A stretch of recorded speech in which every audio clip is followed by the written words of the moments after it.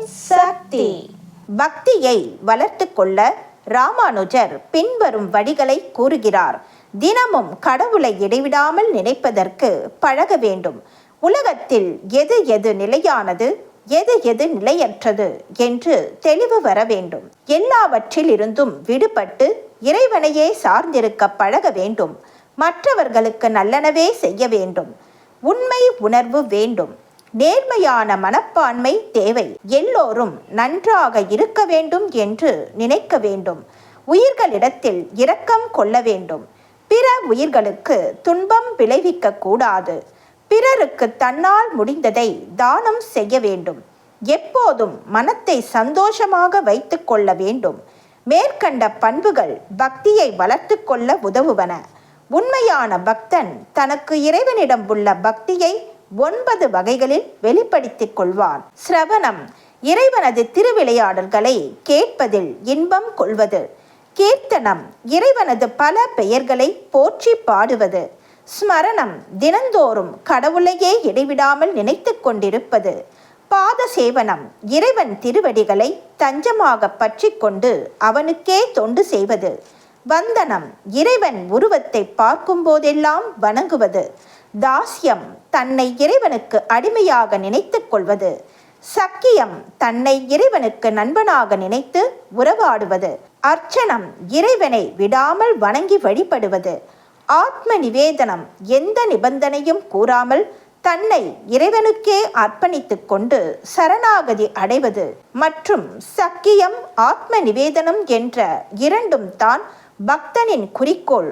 மற்றவை 7ம் இறைவனை அடையும் பயிற்சிகள்.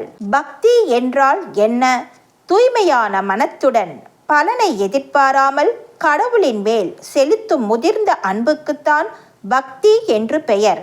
இந்த உலகத்தில் பிறந்து அல்லல் படுகின்ற மனிதன் சுலபமாக முக்தி அடைய வேண்டுமானால் ஒரே வழி பக்திதான். திருவருள் பாலிக்க வேண்டும் என்ற எண்ணம் அன்னையிடம் சுரந்தபடி இருக்கிறது.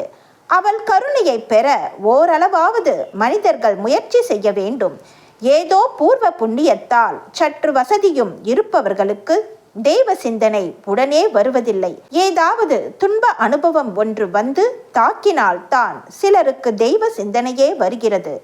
துன்பத்தால் பாதிக்கப்பட்ட மக்களை அன்னையிடம் ஆற்றுப்படுத்தவே வார வழிபாட்டு மன்றங்கள், கோயில்களில் இறைவனுக்கு சாம்பிராணி புகை காட்ட பெறுவது, தூபம் ஊதுபத்தியும் ஏற்றி வைக்கப்படும்.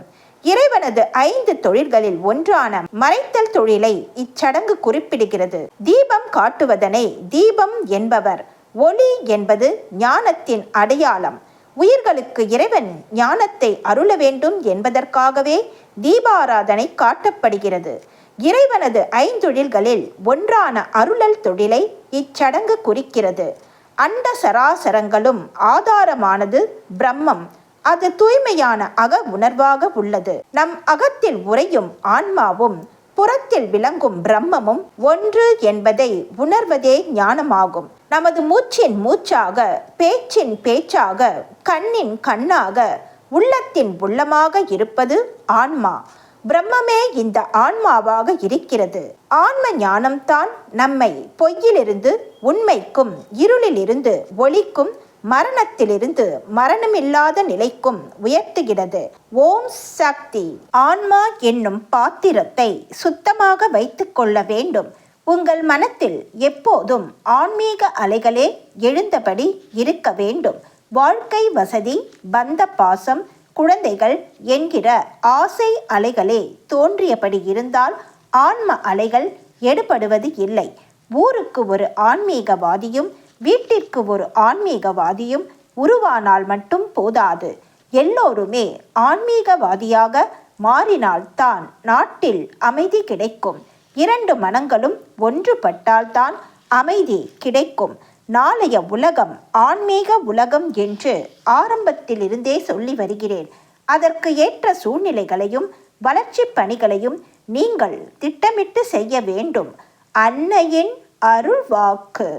Please share and subscribe. Om Shakti.